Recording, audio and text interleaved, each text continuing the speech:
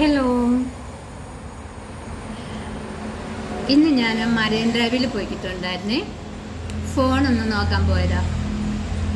അപ്പോൾ ഈ ഒരു ചാനലുകാർ കേട്ടോ, മൈക്കും പിടിച്ച് ഒരു ലേഡിയുണ്ട്, ഒരു പയ്യനുണ്ട്, ക്യാമറയൊക്കെ പിടിച്ചിട്ട് അവരിങ്ങനെ ആൾക്കാരോട് ഓരോ ക്വസ്റ്റ്യനൊക്കെ ചോദിക്കും. അപ്പം മഴവിൽ പാലത്തിലാണ് കേട്ടോ, ബ്രോഡ്വേയിൽ മഴവിൽ പാലത്തിലാണ്.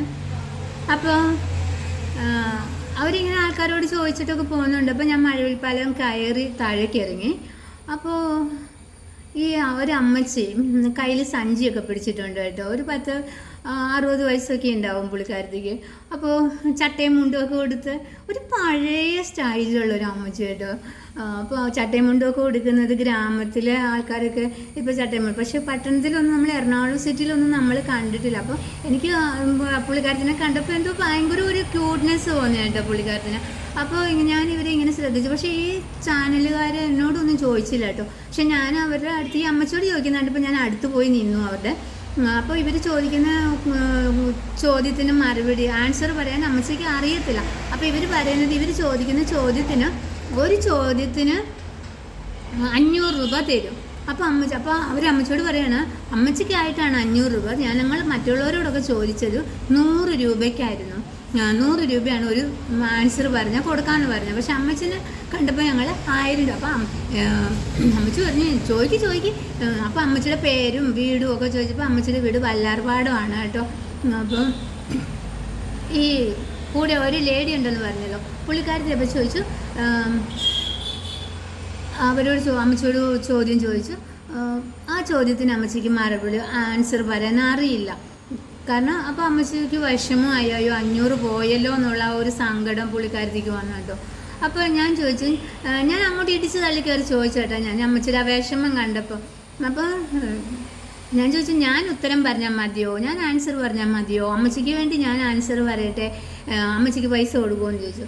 അപ്പോൾ അവരെന്നോട് ചോദിച്ചു പേരെന്താണെന്ന് ചോദിച്ചു. അപ്പോൾ ഞാൻ പറഞ്ഞു, അപ്പോൾ ഇവർ എന്നോട് പേരും നാളുമൊക്കെ ചോദിച്ചതിൻ്റെ ഇടയിൽ ഞാൻ അങ്ങോട്ട് ചോദിക്കുന്നുണ്ട്, ഞാൻ ആൻസർ ഈ ക്വസ്റ്റ്യൻ ഞാൻ ആൻസർ പറഞ്ഞ് അമ്മച്ചിക്ക് 500 രൂപ കൊടുക്കുമെന്ന് ചോദിച്ചു. അപ്പോഴും അവർ പറയുന്നില്ല. അപ്പോഴും അവരെന്നോട് ചോദിക്കുന്ന പേരെന്താ, വീടെവിടെ. അപ്പോൾ ഞാൻ ചോദിച്ചു ശരിയായിരിക്കും, കൊടുക്കുമായിരിക്കുമെന്ന് വിചാരിച്ചിട്ട് തരുമായിരിക്കുമെന്ന് വിചാരിച്ചു കേട്ടോ. അപ്പോൾ ഈ ലേഡി എന്നോട് പറഞ്ഞു ക്വസ്റ്റ്യൻ ചോദിക്കട്ടെ എന്ന് പറഞ്ഞു. അപ്പോൾ ഞാൻ പറഞ്ഞു ശരി.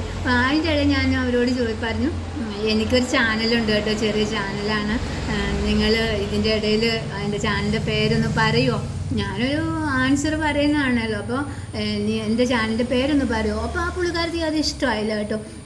എന്താ നോക്കട്ടെ, ഒരു ചാനലിൻ്റെ പേര് കൂടെ നോക്കട്ടെ, അപ്പോൾ തന്നെ എനിക്ക് എന്തായാലും ആയിക്കോട്ടെ.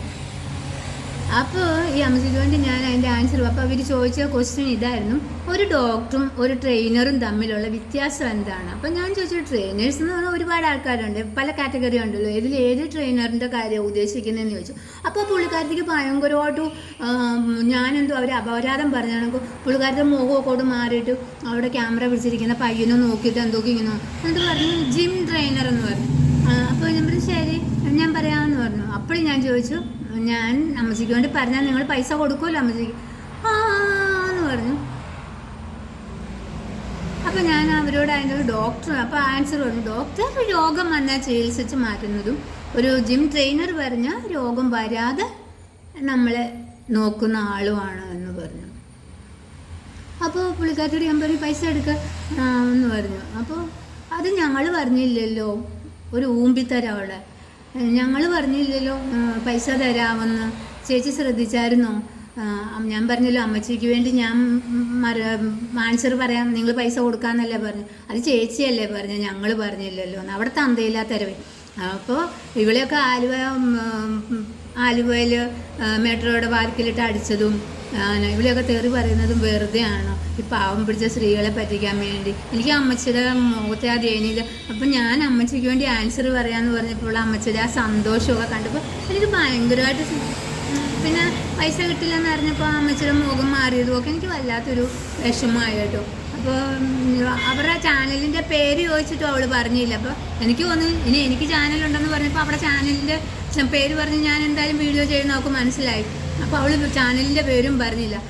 കുറേ പ്രാവശ്യം ചോദിച്ചു ചാനലിൻ്റെ പേരെന്താണെന്ന് ചോദിച്ചിട്ട് അവൾ ചാനൽ ഇത് ആരെങ്കിലും കാണുന്നുണ്ട്, എൻ്റെ ഫ്രണ്ട്സ് തന്നെ ആയിക്കോട്ടെ, ആരെങ്കിലും എൻ്റെ സബ്സ്ക്രൈബേഴ്സോ ആരെങ്കിലും കാണുന്നുണ്ടെങ്കിൽ ആ ചാനലോ ഈ വീഡിയോ ആരെങ്കിലും കാണുന്നുണ്ടെങ്കിൽ ദയവായിട്ട് എനിക്കൊരു കമൻറ്റ് ഇടണം കേട്ടോ.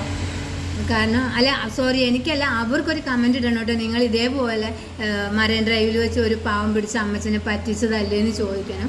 അപ്പോൾ ഞാൻ ആ അമ്മച്ചിയുടെ ദയനീയ സ്ഥിതി കണ്ടപ്പോൾ എനിക്ക് ഒരുപാട് വിഷമം തോന്നി. കാരണം നമ്മളെപ്പോലെ ഒന്നുമല്ല, ഒരു സാധാരണ വീട്ടിലെ ഒരമ്മച്ചിയാണ്. അപ്പോൾ ഞാൻ അമ്മച്ചീനെ കൊണ്ടുപോയിട്ട് മേനക ബസ് സ്റ്റോപ്പിൽ അടുത്തുള്ള ഒരു ഹോട്ടലിൽ കയറി ഞാൻ അമ്മച്ചിക്ക് ഒരു ചിക്കൻ ബിരിയാണി മേടിച്ചു കൊടുത്തു. ഞാനൊരു എഗ് ബിരിയാണിയും കഴിച്ചു. അല്ല പിന്നെ പറ്റിക്കാൻ വരുന്നത് ഇങ്ങനെയുള്ളവളുമാരൊക്കെ ചാനൽ നടത്തിയിട്ട് എവിടെ എത്തുമെന്ന് ആർക്കറിയാം.